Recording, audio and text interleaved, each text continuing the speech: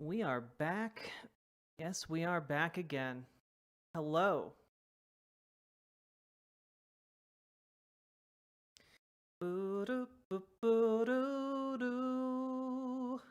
Ah, yes. I also have to go into the back end here.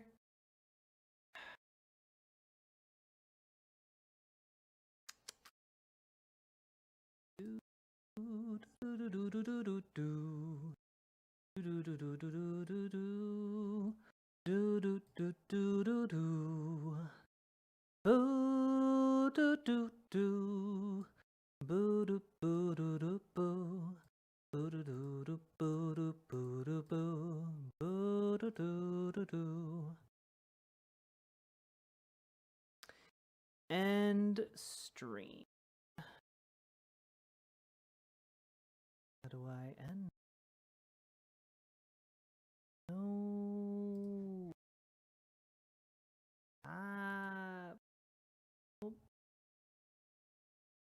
God, the back end of YouTube streaming is so dog shit.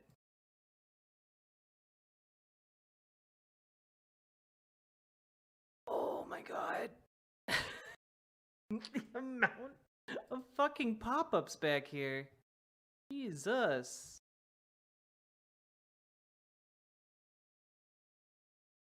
There we go. End stream. End stream. There we go.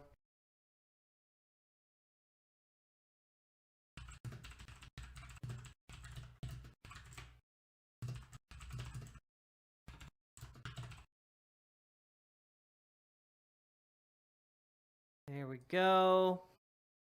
Fixing it so that the site chatters can see. We back? You guys can see me? You guys can hear me? Excellent. Let's go. We back. What happened? I think basically what happened was what was happening to my my other computer, which is that I changed the graphics card and it was still using old settings. So I went and fixed that. The end. And just get back to where we needed to be for everything. You can see my beautiful face. You can hear my beautiful dulcet tones. My PC does that too sometimes. Yeah. Sometimes you just need to do a clean install of the graphics drivers, but that's harder than it sounds because graphics drivers are stupid. So, took a few minutes, but we got it back.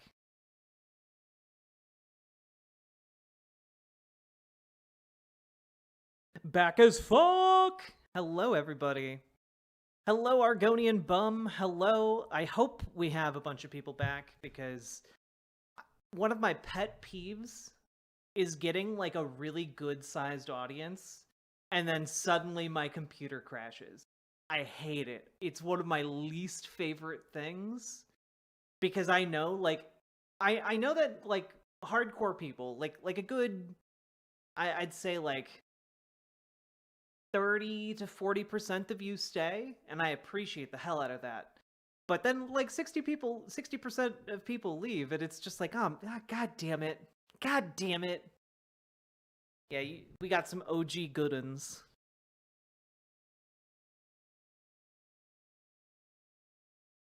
I have to hex edit. Well, that's you're a genius when it comes to that, Salmon Moose. I am not. Yeah, diehards know I have tech issues.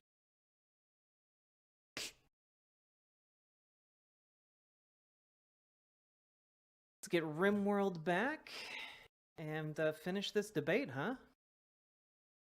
Hey, Shai Halud. Also, folks, remember to like the new stream. Remember to hit the subscribe button. Remember to hit the follow button. Do all the things to help the stream. That's right. This is wrong window. There we go.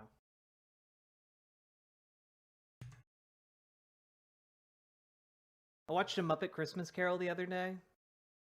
What a goddamn treasure.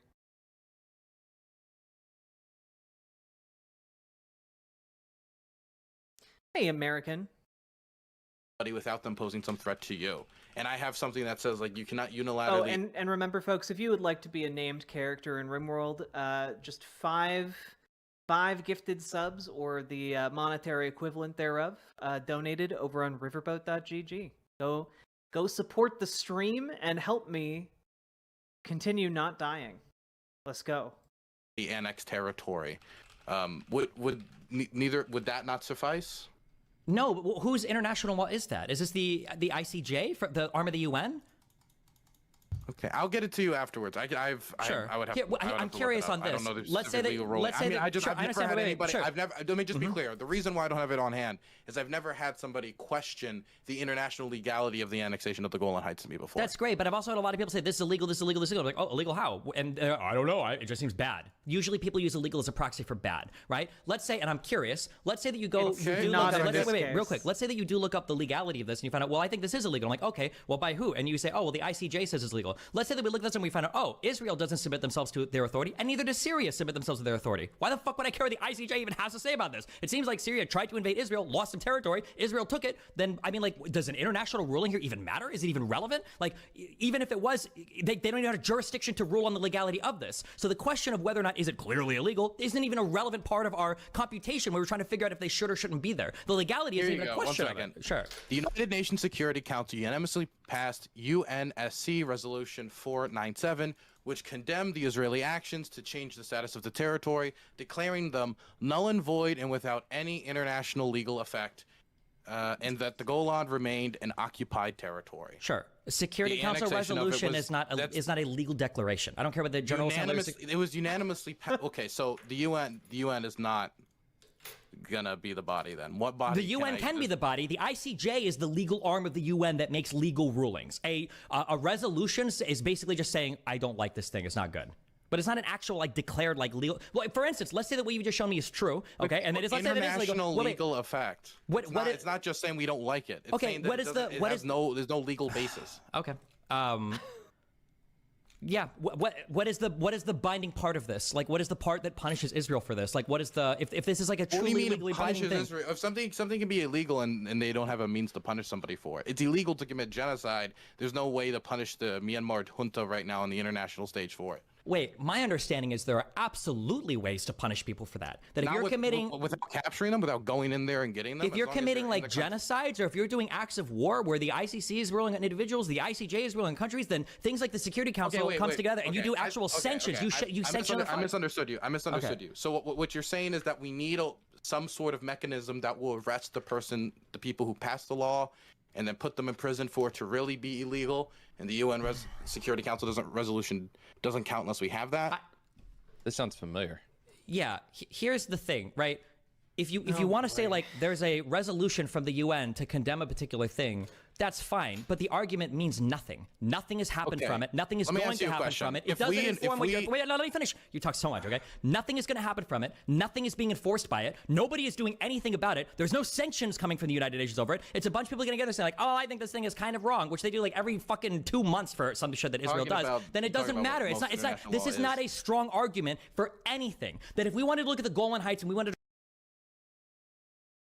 I love how he moved the goalposts here from, like, oh, show me where it's illegal, to, oh, well, it doesn't matter if it's illegal, there are no enforcement mechanisms. Did you speed it up? No, this is just how fast he talks. Yeah. To criticize Israel's action. I did have to double check, though. There, we might criticize it on not upholding norms. We might criticize it on endangering their citizens. We might criticize it on... Ooh, the new Doctor Who is gay-coded and is bisexual. Excellent. Threatening the territorial integrity of another country and blah, blah, blah. There are all these things we could do. But saying it's illegal is, like, not even on the list because it's meaningless, because the jurisdiction is questionable at best here. And two, there's not even a real legal body that's decided on this. The jurisdiction... What are you talking about?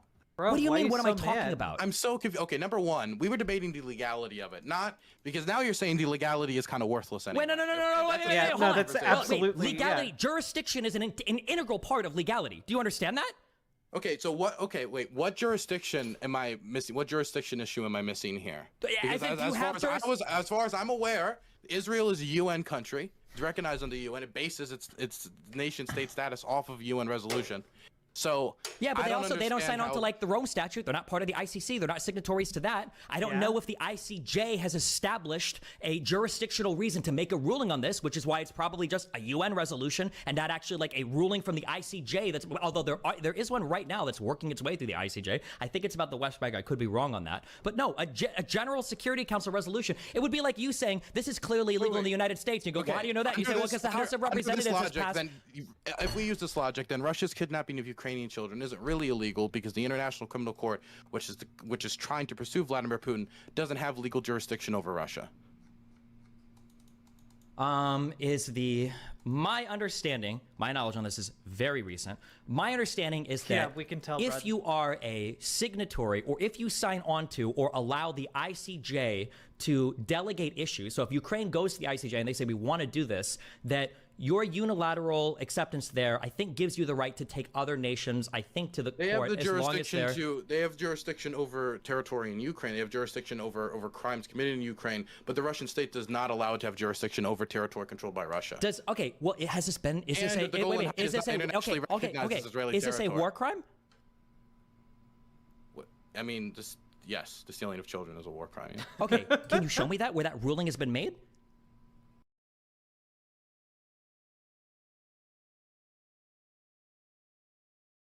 Yeah, in case anyone's wondering why people find Destiny insufferable, can you show me where it is internationally considered illegal to steal children as part of a state sanctioned move? Dude.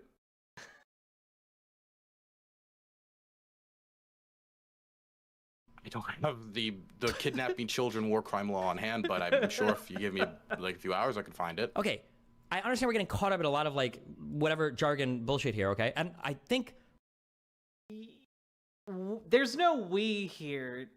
It's just Destiny being pedantic so he can argue and try not to look incredibly out of his depth, which he absolutely is when talking to Dylan Burns. Especially talking to Dylan Burns about war crimes. Broadly speaking, I think I broadly agree with you, but when we're talking about matters of like, is it legal or is it illegal? I think we have to be like very specific to what we mean when we say those things. Russia kidnapping children is wrong. I agree with that. But in terms of like the legality or the jurisdiction or whatever, I don't know if it's meaningful. It is illegal for any occupying state to take children and move them to their own state. The international legal standard is that you're supposed to take the children and move them to a third state if the question of their safety is okay, the issue. Sure. Okay, so here's here. Okay, so here's this. Moving through the ICJ right now, then it seems like Ukraine has said, hey, we do believe this is illegal. They're making allegations of genocide, I guess, under the Convention of the Prevention and Punishment of the Crime of Genocide, and they are working that case through the ICJ then, because they feel like they do have a legal standing for it. The ICJ has jurisdiction to hear this case. Because on their territory, but the International Criminal Court does not have control of Russia, does not have jurisdiction in Russia. And so they're not going to be able to take any of those people, bring them before sure, court, they might not be to travel outside of Russia. They might not be to, but because Ukraine, I think, submits itself to the authority of the ICJ, Ukraine can make the request for this to be litigated there. I don't think that Syria has done that. I don't think so. I have no clue if Syria has done that specifically with the ICJ. But whether or not they've done it with the ICJ does not change that the kidnapping of children is illegal, just like the unilateral annexation of territory is illegal. Well, no, hold on. Because if somebody specifically says, I'm not signing on to these rules because I don't want to play by them, they can't reference that rule book when they get fucked by somebody else. That's why I'm saying the jurisdiction here is really important. Israel hasn't. I don't believe Syria has either. So for either of them, like for instance, here's what I would say if you want, I guess like for me to be charitable on your end, if somebody were to invade Israel and start taking some of their territory and settle shit, if Israel were to say all of a sudden, hold on, UN criminal courts, I need you to come and defend us. This is bullshit. Rule, this is illegal. I would say very clearly, Israel, obviously you haven't signed yourself up to be under this jurisdiction of these courts for the past many of this. You can't do this now. Fuck you. You have no right to do this, right? Of course. Okay. Give me a second. I'm going to find the specific things, but Israel does fall under the UN Charter, right? It does fall under the UN Charter, but I believe the ICJ needs to make a specific argument for why they would have jurisdiction over a particular reason, or over a particular situation. And I think let me see, I wrote these down earlier today. if I were to be extremely charitable to Destiny, I think what he's saying here would be less along the lines of like it's not illegal if you don't get caught, and more so what isn't, like, who determines what is and isn't legal, like, is determined by like who has jurisdiction over a certain issue. And if someone hasn't been determined to be hold jurisdiction over a certain thing, then whether or not a body says it's illegal or illegal doesn't matter in a material sense. But like, he's also talking about international relations and like the relationship between Israel and its neighboring states, and like in that case it does matter, even if Israel is not does not consider itself subject to international law. It does matter that other countries see it as a constant living violation of international law, like that. So I feel like his argument, even charitably interpreted, is kind of invalidated. It, like, to me, it's just semantic gibberish in order to try and like seem like you have a position when you don't actually have a position, other than kind of a might makes right mentality. It would have to be either a special agreement that had been made between states to litigate an issue, some sort of compromissory clause. Sophie, I need a link. There's a contract or a treaty that had been made between two people that says the UN can, or the ICJ can eventually litigate, or something having to do with an optional clause. Sophie, send me the link to the Daily Wire Vosh cartoon. Declaration, which is Article 38, says that states can make a unilateral declaration allowing anyone to submit cases against them in the ICJ. So they go to the ICJ, listen, we want to be able to take cases to you, but other people have to be able to submit cases to us with that declaration. I don't believe, you can tell me if I'm wrong, but I don't think, I'm almost positive Israel submitted that. I don't think Syria has either. What if I said that, what if it was Israel's Supreme Court that ruled it as illegal? Would that be fine? Could I use that? Yeah, I would say it's illegal in Israel, and they obviously shouldn't do it for the Israeli Supreme Court. It should then. Yeah, I would say that, sure. Okay, I can try to get that for you then. But sure. I mean, I don't have the specific UN resolution on the acquisition of territory by force unilaterally before me. I'm positive that is illegal. We can pursue this conversation at a different time if you want. I've taken up a lot of your time, and I know there's other people that want to come on. It's always fun. The other question I did want to ask you before we go out of here is about the success of the operation. Which operation? Whether the Israeli operation into the Gaza Strip, the invasion, the attempted holding of territory. How do you? I mean, I know neither of us are experts on this, but do you think that the Israeli government do you think this operation has a chance of, like, a real chance of success in what the Israeli government is setting out to do? Or do you think this is an example of the Israeli government doing something to do something because there has to be a response to what happened on October 7th? This is my feeling on things, and people are saying I'm wrong, and I've already said I've been proven wrong, so maybe I haven't. My feeling on things is, one, completely eliminating Hamas is probably not ever going to happen.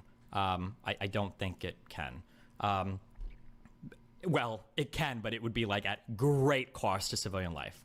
So number one. Number two, I think the civilian casualties are going to reach a rate that I don't even know if Israel's going to finish their southern Gaza invasion, or even do it, although people are saying they're already prepared for that. So in that case, it's going to be a big invasion into the Gaza Strip. I don't believe they're going to eliminate Hamas. I don't think they can do that. And they're going to walk out, probably how Putin, was thinking for a while. He was going to have to walk. It's like, oh, well, we did it. We beat Hamas, and then we walk away, and it's going to be fucked. Yeah. So I don't think it's going to accomplish good things for Israel necessarily. I don't think. But I don't know. Their political position is going to be strange too, because like if you do nothing, your citizens, your far right factions are going to go fucking insane. But yeah, I don't think it's a. I don't know. My current feeling is that it's not a good operation for Israel. I don't think so. I think it should have been like they've done the other ones. Operation whatever the fuck. They send in some tanks, they blow some shit up, and they pull out. But this like full-scale invasion shit is going to be like, it's so many. Like if the civilian casualties start climbing past like 30, 40, 50K, it's like, that's like unbelievable. But I'm not sure. I mean the 6,000 bombs. I mean it's all, they've already killed like 1 in 20 people. Like more than 1 in 20 people in the Gaza Strip have been killed. Like what? It's already Jesus. The first 6 days, I think, really like set the tone for how like brutal of an invasion it was going to be. I really think that they're just doing this to kind of do something. I know that I do think they have a general goal of damaging and or destroying Hamas. I do think that there is an attempt to take over the Gaza Strip so it cannot be used as a base to attack Israel in the future. But I don't think that I don't think anything has changed between now and the war in Lebanon and how Israel fights or what the government is going to do. That's going to change many of the same problems that they ran into when governing the Gaza Strip before, or many of the same problems they had before when trying to fight in these types of urban environments in southern Lebanon. I don't have a high estimation of how this is going to go for the Israelis, so it's very hard for me to at all align myself in favor of an occupation and or any sort of ground invasion past what they've done at this point. So what are you asking? If it was a question essentially just like, are they doing something to do something? Is that still the? Yeah, I mean, I guess. I mean, I think they have to do something because they feel like they need to do something, right? The leadership probably feels pressure. Like even the average Israeli citizen wants them to do something, but like, did it have to be this? Probably not this. No, I don't think so either. I think this is just going to end up getting a lot more people killed, and I don't think it's going to fix any of the underlying issues that caused the violence in the first place. Yeah, I think I largely agree. Yeah. I think the biggest feeling that I have, I don't know if anybody shares this opinion, so I might just be retarded and be alone on this, but like I feel like Israel needs to do a really good job at Sophie, not angering the rest of the Arab world. Because over the past like 30 or 40 years, the biggest boon to Israel's security has been other Arab countries essentially like saying like, okay, fuck it, we'll like make peace and deal with you, fuck it. Like, and if the problem is that like I think the leadership is warmer on Israel than the actual citizens are, but if the citizens start to get so ass pained that Israel is killing so many fucking people, eventually the leadership is going to have to roll over and say like, okay, sorry, like we're not going to work with you. And then Israel has now lost all of its progress that it's made in shoring up alliances or friendships in the region because of some unhinged operation, you know? So you think that Israel is going to undermine its ability to come to a settlement with the Arab world through this operation in the long run? It could. If like more than like 20, 30, 40,000 people die, yeah, I think that would be really, really, really bad for Israel. Yeah, I largely agree. I don't think that Saudi Arabia or any of these Arab states in the long run that were already on the trajectory of normalization with Israel are going to permanently dislodge themselves from that path in order to make a moral stand here, because quite frankly, and I have a very low opinion of many of the governments surrounding, honestly all of the governments surrounding Israel. But I do think for at least the short term, it is going to have a negative impact. And it's a question of how Israel responds, what the Palestinian groups do, that I think will determine how long that delay is. And it's part of the reason why I really want to stop the settlement expansion, because it's such, I think it's just more barriers when there's already so many issues. It's just, I think, the worst possible thing you could add to the situation. Sure. Yeah, the settlements definitely aggravate everything. I don't necessarily disagree with that, yeah. Okay, dope. I think we talked about everything I wanted to talk about. Okay. Well, I love you, buddy. Stay safe. Be careful. You said you're here for 4 more months? Yeah, I leave mid-March, then I go back. Wait, okay, the conversation's done, but why do they keep talking for 10 minutes? Okay, well, good luck. Oh, Stay there was safe. one. I Yeah? forgot one last thing. I'm sorry. I forgot this last thing. One Do you think more we should thing. join the International Criminal Court?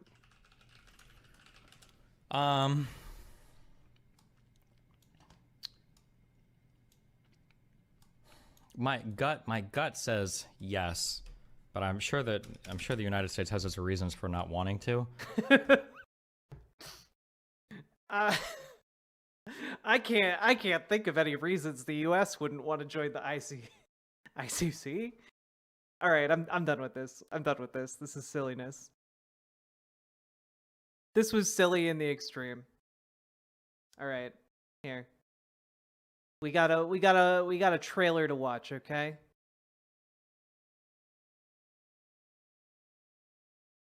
We gotta see the trailer for the Daily Wire film. White male. Oh no. Oh, this! I saw like a tiny sliver of it. I didn't see a full trailer though. All right, this is Mr. Burcham, who I believe is a shop teacher at a junior high school. And it's the new Daily Wire comedy show. Yep. What could go wrong? And apparently there's a Vosh character in it. Just tell me what you need. Jump into the first one. Rolling, speed, action. Sawbuck's looking a little chubby wubby. So I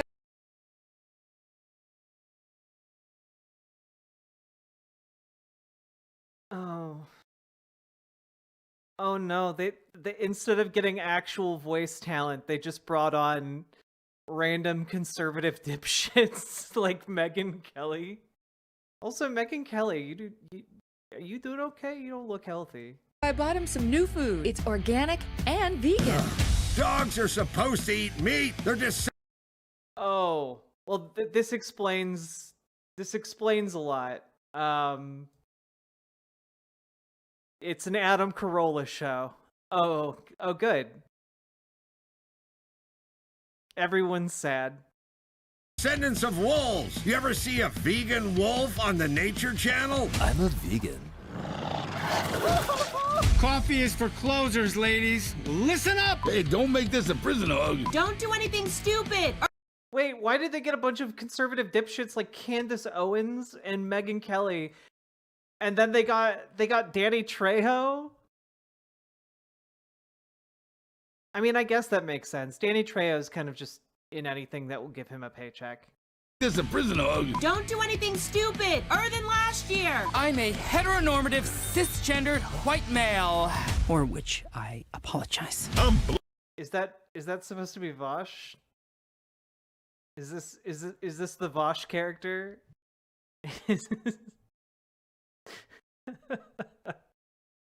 Look, everyone, it's Vonch. This is after his fashion arc. I'm black, and that used to be enough, but I'm also bilingual, and I'm non-binary. We're the Army. We drink more before 9 a.m. than you Navy pukes do all... Wait, Rob Riggle?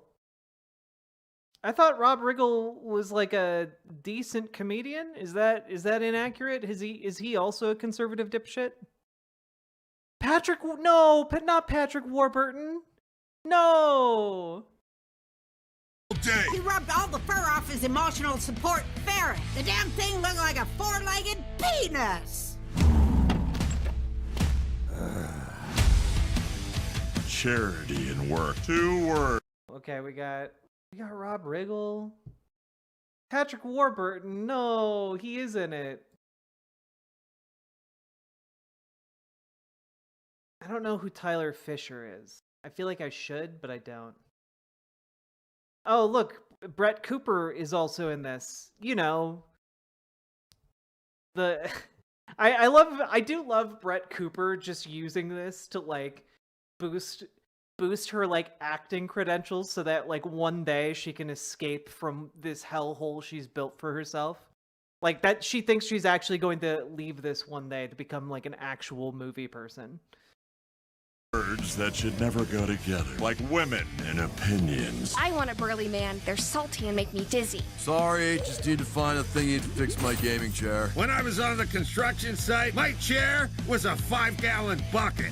It was also my toilet. Hey, I'm done. I'm going back to bed. Thanks a lot. That wasn't a joke by Roseanne. She's actually going back to bed. That looked terrible. I'm disappointed to see Patrick Warburton in it because I always like hearing Patrick Warburton in things. That hurt.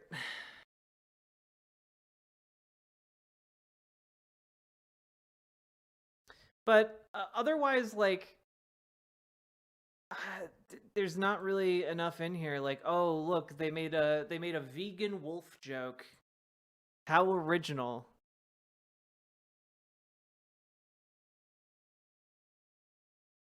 Like, look, you can even tell the vegan wolf is a soy boy because the wolf is wearing a top knot. Like we're in that man bun. Haha, see, the joke is they killed him. Ha ha ha ha ha. That's nature.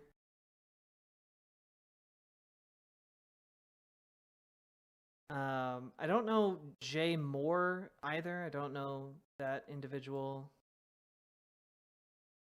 It's gonna be real awkward when Candace Owens eventually gets breaks from the Daily Wire. Also, Vosh isn't vegan. True. True. It's just biology, Jack. Duh.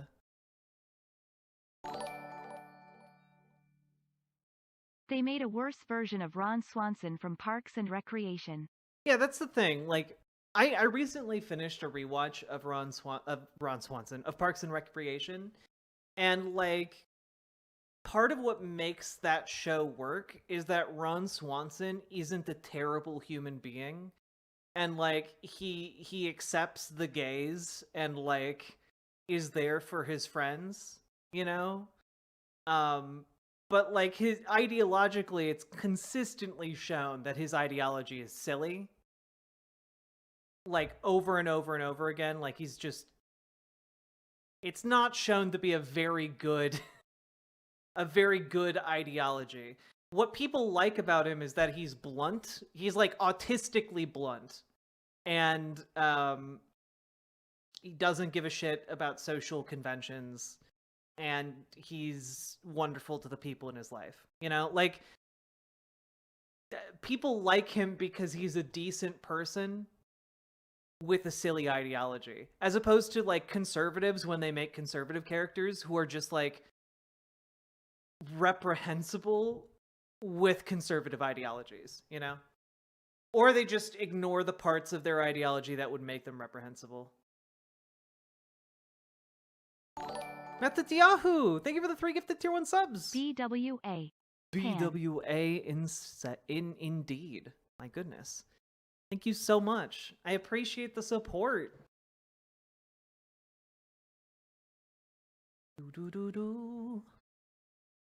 Thank you for sharing that. That was very important for us to go over. Also, folks, we have 24 likes on the stream. Let's see if we can get that up to 50 likes. I believe in us. I believe in miracles. Patrick Warburton is a Republican. Yeah, but he's usually avoided like starring in or going with inherently objectionable material, you know? Which I would argue everything the Daily Wire makes is, you know?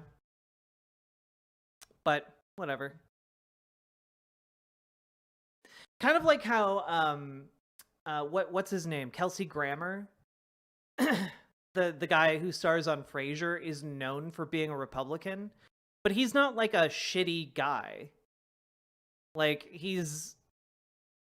Kelsey Grammer has been like in all kinds of stuff along all kinds of different people, and that's because he doesn't act like a complete shitheel to like his gay colleagues, you know?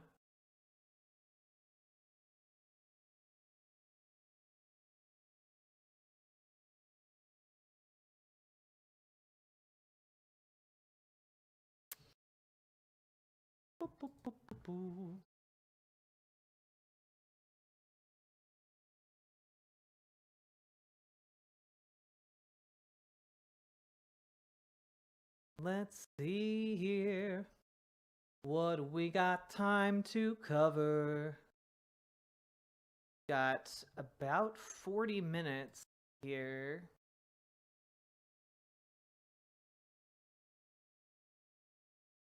What do we have time for? Probably not this hour-and-a-half long thing. Ba-doop boop boop boop boo.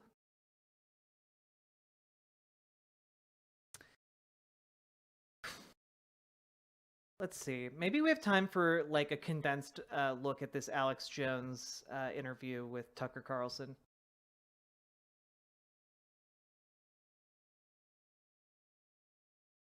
Oh God. Okay.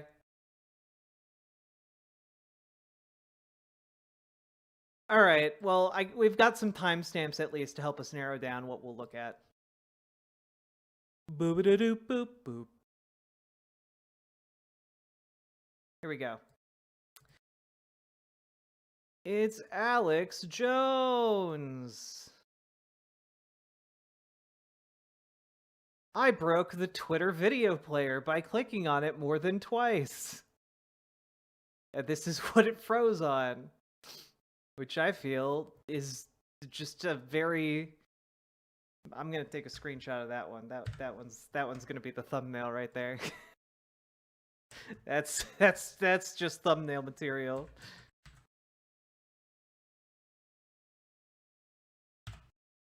There we go. And saved. Forever. Alex Jones.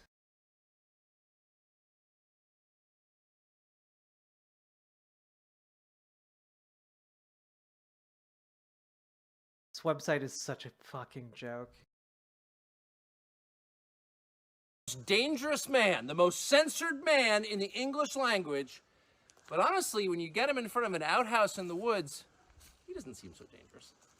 So fancy out. He is a walking legal liability, though, Tucker. So I'd tread carefully around him. We have a ruling class in the United States defined by its hatreds, not its loves, not its hopes, but by its hatreds. They hate all kinds of people. Tucker, it's so brave of you to come out at the beginning of your show and talk about yourself like that.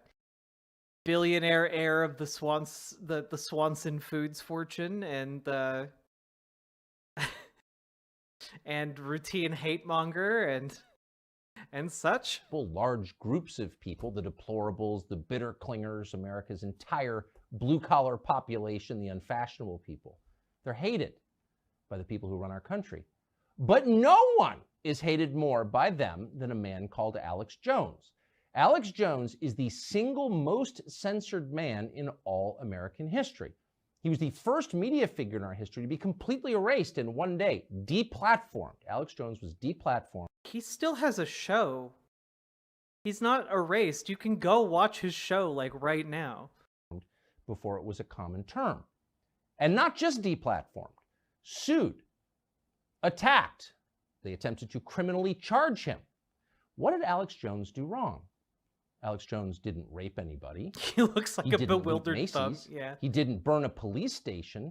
He didn't invent a fake cryptocurrency and loot pension funds. He didn't start. But he did invent a fake conspiracy about how parents were faking the deaths of their children who had been in real life massacred in a mass shooting, in multiple mass shootings. Start a pointless war that made this country poorer and more disorganized. He didn't open the southern border. No, Alex Jones had opinions that deeply rattled the people who run America.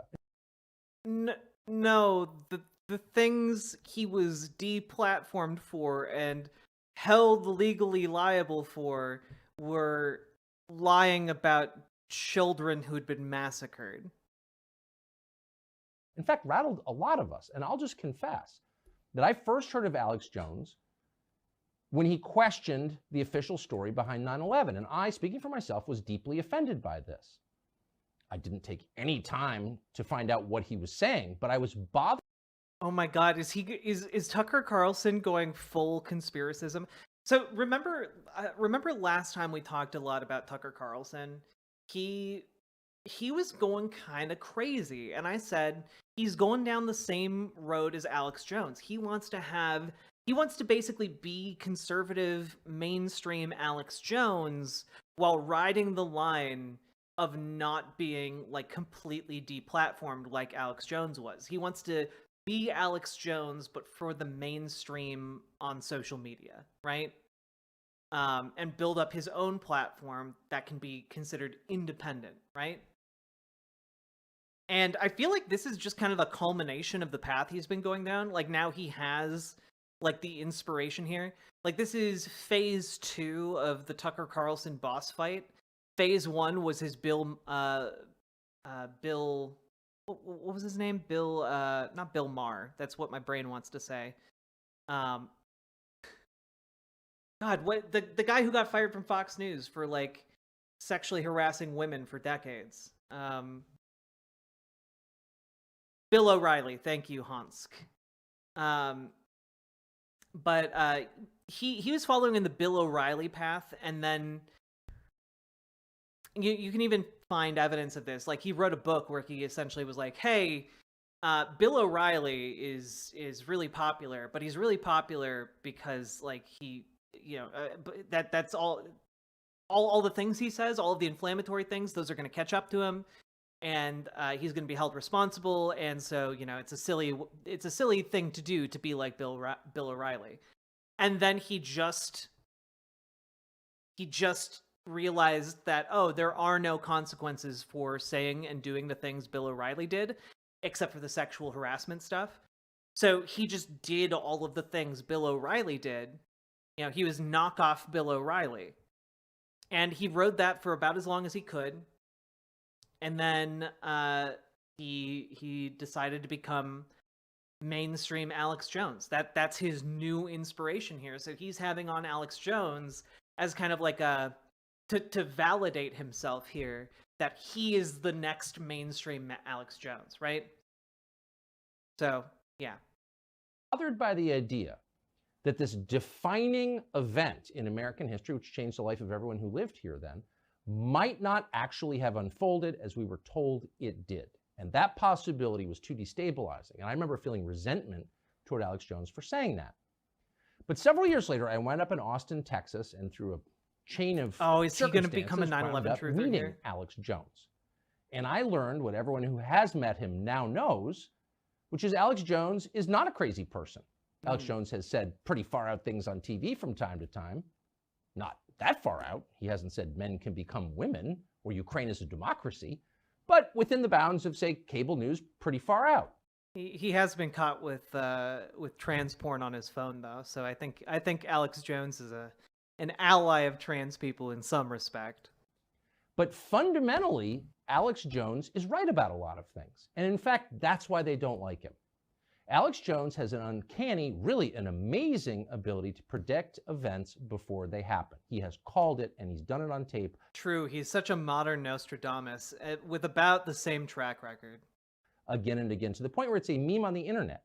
Alex Jones, hey, prophet, Campfire Cafe. Not conspiracy nut, prophet. But when you dig into Alex Jones's predictions, they are so spot on that it's remarkable. How does he do this? We're guessing there's a kind of spiritual sensitivity to Alex Jones. Maybe that's his secret. He was displaying this years before the average person in this country even thought about. Tucker thinks that Alex Jones is a psychic.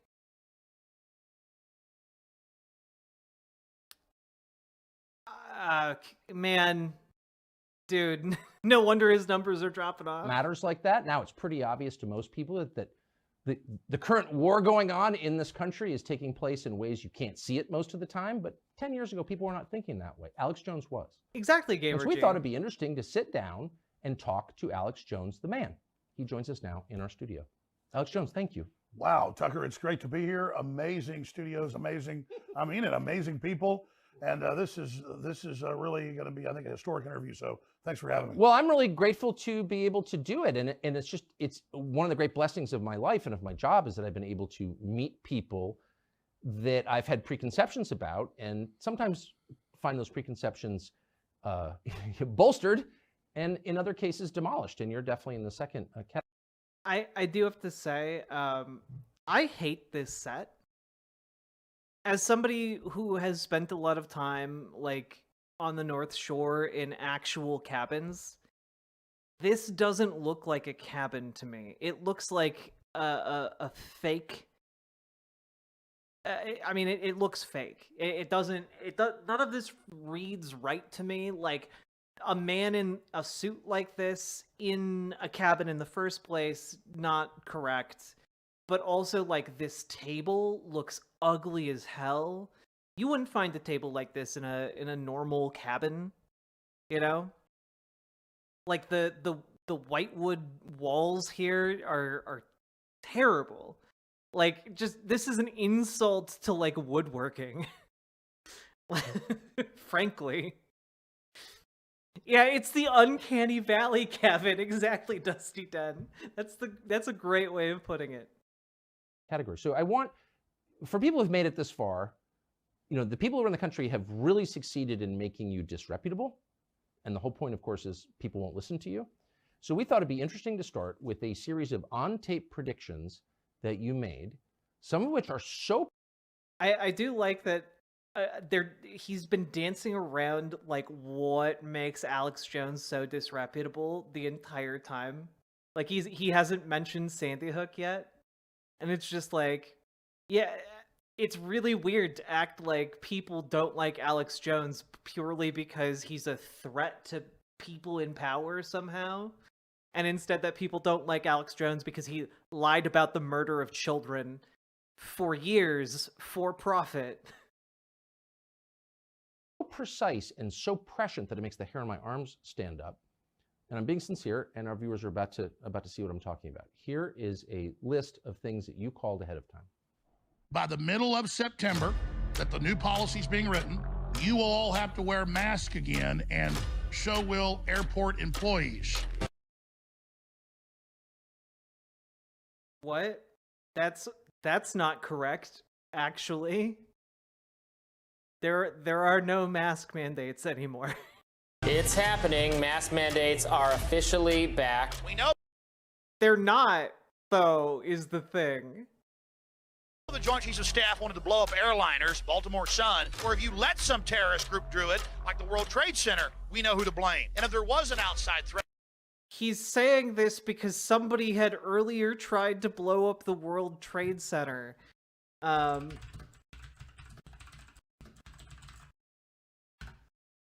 Yeah, someone tried to blow it up in 1993. It just didn't collapse the building. That's what he's referencing here. Threat like a bin Laden, who was a known CIA asset in the 80s. This group and its leader, a person named Osama bin Laden. He's the boogeyman they need. We're looking at a giant war in February right now. I predict the... Also, Alex Jones is not like some crazy prognosticator for listing bin Laden, who was already known in the United States prior to that for, you know, writing essentially threats to the United States. The Russians are going to roll in. They're already there. They're going to roll in. With attacks across Ukraine, which is the... Wait, I'm sorry. Man, they need. We're looking at a giant war in February right now. I predict the Russians are going to roll in. They're already there. They're going to roll in. That's not a prognostication at this point. They were already in the Donbass region at these points.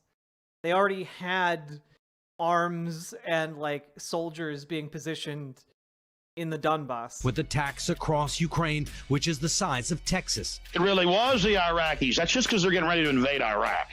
And what a beautiful setup. Those 9/11 clips are crazy. I'm actually bothered by the precision of them. I'm not accusing you of being behind 9/11. But how could you, in July of 2001, call that? You said they're going to have airliners fly into the World Trade Center and they're going to blame a guy called Osama bin Laden. Now, leaving aside what actually happened, how could you have known that? Well, in the longer clips, because it's a multi-hour show from July 25th, 2001, I specifically walked through all the reasons, and I knew that they were hyping up that we were about to be hit by Osama bin Laden. I knew that the World Trade Center had been attacked. They weren't hyping up that 9/11 was going to happen. Come on, dude. The first time, and that the Fed's been involved helping cook the bomb and allowing it to go forward. And I just saw a lot of the pre-programming that was happening in the media, because they were on the news saying, you know, life's about to change in America. And I was reading what the RAND Corporation was saying and what the Pentagon was putting out. Because it was the year 2000 and 2001. It was the beginning of a new millennium. People were talking about the future a lot, yeah. I read the PNAC document from a year before, Rebuilding America's Defenses, that Dick Cheney had helped write. And it said we need a Pearl Harbor event on the American homeland to be able to bring in this police state and this control and then expand the American empire worldwide. Yeah, they said they needed, like, in order to, like, expand American empire, a Pearl Harbor-like event would be useful. Yeah. It could be used as a pretext to do that. That's not them plotting it. That is them just stating, like, if an event like this were to happen, what could we do to, like, turn it to America's advantage and, like, defense of the homeland, etc. What are your thoughts on Pearl Harbor? That it was bad? Wide, so hundreds of pieces of data went into that prediction. But terrorists are going to hit the World Trade Center in July of 2001. I lived in the United States then. That was the last thing on my mind. And I lived in Washington. I know the guys who wrote the PNAC document because I shared an office with them. So I was more informed than... Just in case anyone's like, what is PNAC? What are they talking about here? Project for a New American Century, a neoconservative think tank based in Washington, D.C. that focused on United States foreign policy. It was established as a nonprofit educational organization in 1997 and founded by William Crystal and Robert Kagan. So again, like, this is a conservative think tank that was established to talk about expanding America's, like, empire and how we could do that going forward with its foreign policy. Like, just...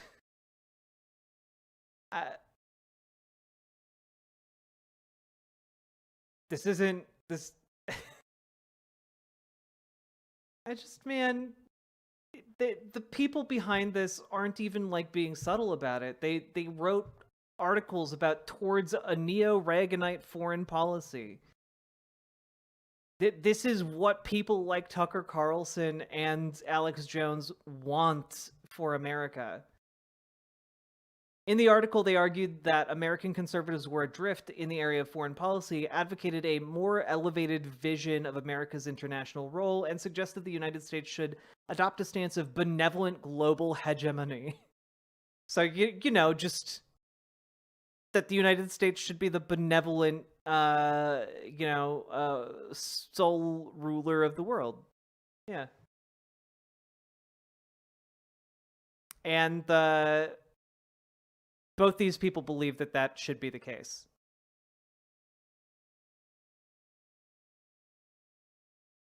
I swear the only thing I can think of when I see Alex Jones is that he couldn't remember his own kids' names in court and blamed it on eating a big bowl of chili for lunch. That seems par for the course for this guy. And the average person. And that was the last thing that crossed my mind in the summer of 2001. Like everyone else, I thought it was a Cessna. But how convinced were you that this was going to happen? I was completely convinced. In fact, in the full clip that's online, you can find it on Twitter and other places, it has been removed. I explained to people that they need to call the White House and tell the White House, we know if you allow these attacks, that you're basically allowing it to happen. And it was similar to all the data we had when you said that on your show? On my show. And I gave the number out so people could actually call the White House. And then... Tucker Carlson has a bunch of clips. Why don't they show that one? Strange. Going back to October of last year, when the Russians went into Ukraine, I specifically said I think they'll go in by the end of February. And there was a lot of data that went into that. And then they specifically did go in on February 24th. And so I was able to make that prediction as well. But there was a lot of data and information that went into it. Sure. I'm just, for the record, I miscalled that completely. I didn't think they were going to do it. Citations needed, Alex. Citations needed. You were right. I was wrong, not for the first time. But the 9/11 thing, I remember that really well. Nobody was thinking like that. So you called it in public on tape. Did the 9/11 Commission... So if I'm the FBI and I'm investigating 9/11, you're like the first guy I would call because you're the only person who said that out loud. Did they call you? No, they didn't. But my most accurate prediction, going back over a decade, was when I read the Rockefeller Foundation Operation Oh, boy. Yeah. Lockstep. And they described using a virus to bring in world government, to bring in a world medical ID, that they would then build the social credit score off of, and that they would make people wear masks for fear, and that they would... Yeah, that all of those things definitely happened. Shut down sporting events and things like that, and basically phase in this new tyranny. So I was also able to specifically make that prediction over and over and over again because I was going off their own battle plans. Those were just the virus. What he's talking about is not like a Rockefeller operation. What he's talking about is just like, oh man, the CDC is going to ask people to wear masks in the case of a pandemic. Which, yeah, that's what you do when there's an airborne illness. That's a basic public health step policy. It's such a basic public health thing that like other countries just default to wearing masks, or like default to like going out in public. If you must go out in public and you're sick, you wear a mask. Like this isn't like some conspiracy. This is just like basic hygiene. And also, does the United States have a social credit score? No, it doesn't. None of the things he mentioned were correct outside of, oh, there was a pandemic and people had to wear masks, which isn't a hard prediction to make, considering that's just basic germ theory as applied to public health policies. You're the only person in media who actually reads these reports? I don't think a lot of people do read them, but credit card scores aren't very similar, no. So social credit is different than like monetary credit as a concept. I do read them. I mean, I'm currently reading MIT report. Like I believe China has a social credit score, and it like rates you based on loyalty to the state. So you know, like I think those are different things. Reports from their top councils, Pentagon reports. They have a working group called the... Like, don't get me wrong. Credit in the United States is a horrible system, but like that system is not designed to like determine whether or not you're loyal to your local politicians. It's there to determine whether or not a company can essentially issue you short-term loans. You know. Mad scientist group at the Pentagon that works with MIT.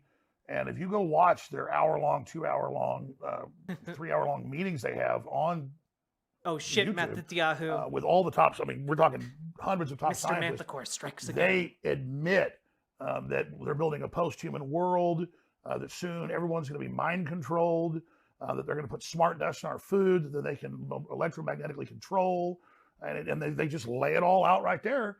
And I've learned what these people said in the 50s they would do were done by the 70s. What they said their plan was in the 70s for the 90s, they got done. And then when they had their Agenda 21... And that is why we have flying cars. Rio de Janeiro in 1992, the big UN summit, they described everything they would do up until the year 2000, and they got almost all of that done. And now they've got Agenda 2030, and we're going to ban your gas stoves, we're going to ban beef, we're going to ban single-family dwellings, we're going to ban private ownership of cars. We're going to do all this, and that's not what Agenda 2030 is. The goal of Agenda 2030 is to ensure the planet doesn't boil itself. Like it's limiting meat consumption, like limiting fossil fuels, etc. Like, and they're all proposed policies. None of them are guaranteed, and none of them are outright bans. And now you see them rolling it all out. So I'm not really making predictions in these high-level World Economic Forum and other large think tank groups. They are laying out the future, and they're high priests of the World Economic Forum. That's a consortium of all these groups. Yuval Noah Harari, you can read his quotes. The future's not human. The human era is over. I wonder why he said that. The human era is over, Yuval. Let's see. Yuval.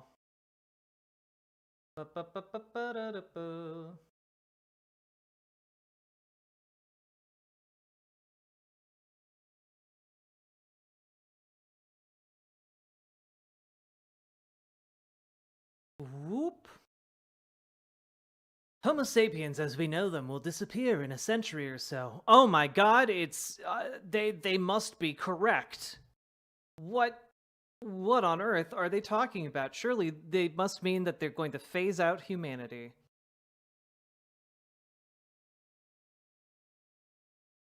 Let's see.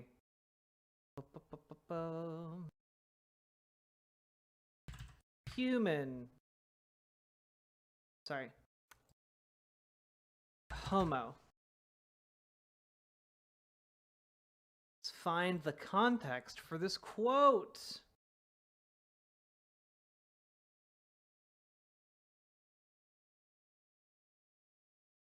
Okay. Let's see. You live in a part of the world that has been shaped by religious fictions. Which do you think will happen first, that Homo sapiens leave behind religious fiction, or the Israel-Palestine conflict will be resolved? As things look at present, it seems that Homo sapiens will disappear before the Israeli political conflict will be resolved. I think that Homo sapiens, as we know them, will probably disappear within a century or so, not destroyed by killer robots or things like that, but changed and upgraded with biotechnology and artificial intelligence into something else, into something different. The timescale for that kind of thing, that kind of change is maybe a century, and it's quite likely that the Palestinian-Israeli conflict will not be resolved by that time, but it will definitely be influenced by it. So basically all he's talking about are like, oh no, we'll have better pacemakers and like robot arms to replace people who've like lost hands in industrial accidents. The horror. Oh no, we'll be able to like bionically replace eyeballs. No, oh no. Like, Alex Jones is fear-mongering about like better technology and better health care solutions. The public is useless. I mean, this is a very anti-human system, so that's how I'm able to make predictions, because they've given us a roadmap. They tell us where they want to take us. And so when the public wakes up, we push back on some of it, but they always come back. And so I'm just following the trajectory of where they say they want to take us. And there were a lot of white papers, not just the PNAC document from 2000, a year before 9/11, where they describe we really need big terror attacks. We really need Pearl Harbor events to get Americans to give up their rights. I mean, take what just happened in Israel. Totally tragic. My heart goes out to all that have been killed or lost loved ones or been injured. But there's no way that one of the best intelligence agencies in the world. The WEF stuff is wild. Have you ever covered what the Schiller Institute has claimed? I've never covered. I've covered the World Economic Forum stuff sometimes to humor like conservatives who come in and talk about like how it's like a huge conspiracy. But like it's not a conspiracy. It's just a bunch of rich capitalists getting together from all over the world to discuss how they can squeeze more profit out of people. Like that it's not a conspiracy. It's just talking about how they can save the world from like climate change, because climate change is going to cost them X amount, like huge amounts of money, incalculable amounts of money. So they discuss plans to like push for policies that will mitigate climate change and allow them to make money in the process. Like that's what the World Economic Forum is, essentially, along with any like other like global issues like famines or whatnot. They talk about longer term and shorter term ways to make themselves more money. The Prince, now King Charles, is a founder of the WEF. It really doesn't matter who founded the WEF. It's just a bunch of rich assholes getting together to talk about how to be even richer assholes. Like that's it. It's not a conspiracy.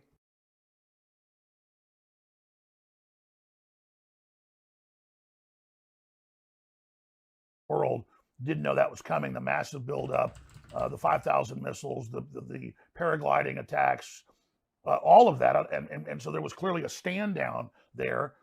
And now the West will take more of the people's rights. Israel will be able to crack down and take more of their people's rights, which is a big debate over there. Hamas is being funded by Hezbollah, which is Iran. We just had Biden a month ago give $6 billion to Iran. And now the mullahs are bragging that they were behind the attack, Hezbollah funding Hamas. So really, those aren't even predictions. It's clear that Hezbollah and Hamas have tens of thousands of men and women as sleeper cells that are, quote, other than Mexican, that the Border Patrol list every month, tens of thousands coming across the Texas and Arizona and California sectors.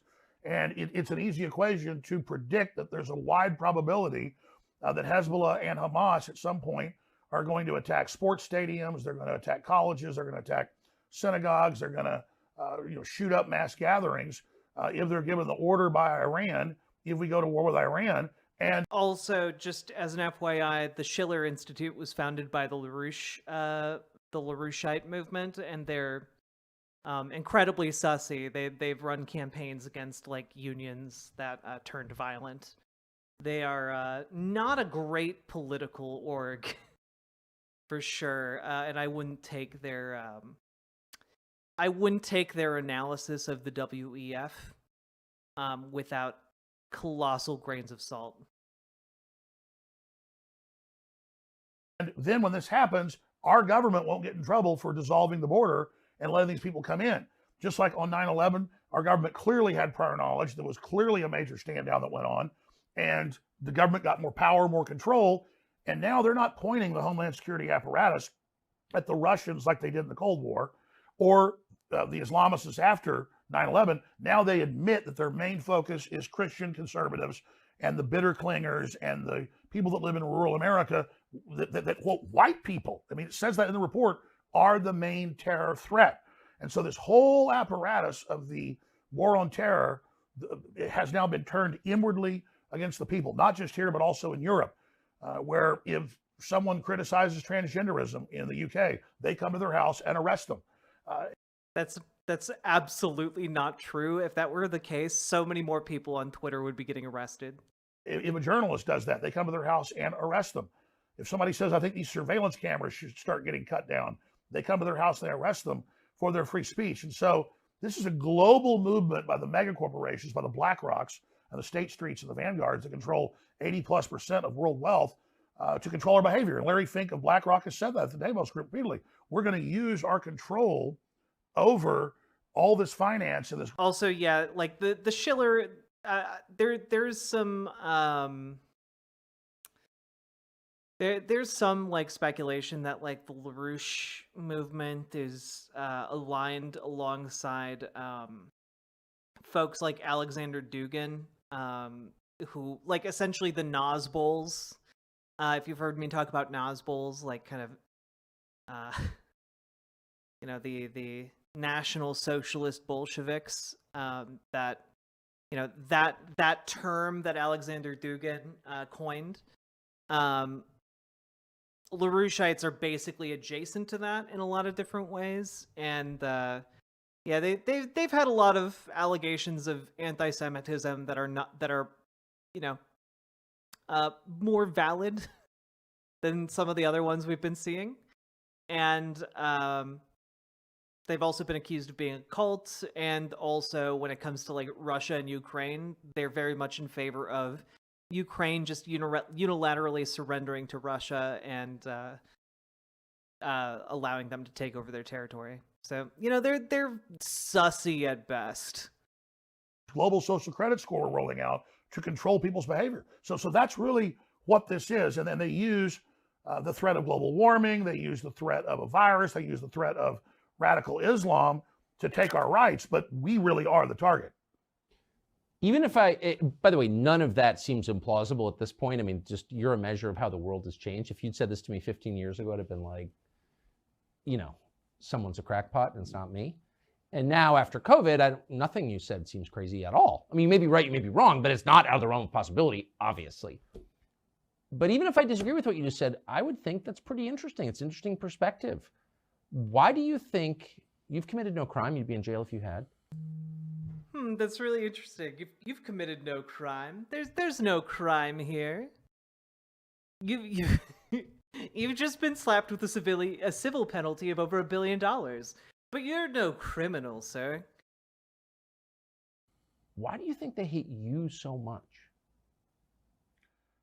Because I do read their documents and I do read their books, and we were effectively getting a lot of people in the military and the intelligence agencies who who were compartmentalized and who tuned into my show and saw my films and read my books and things.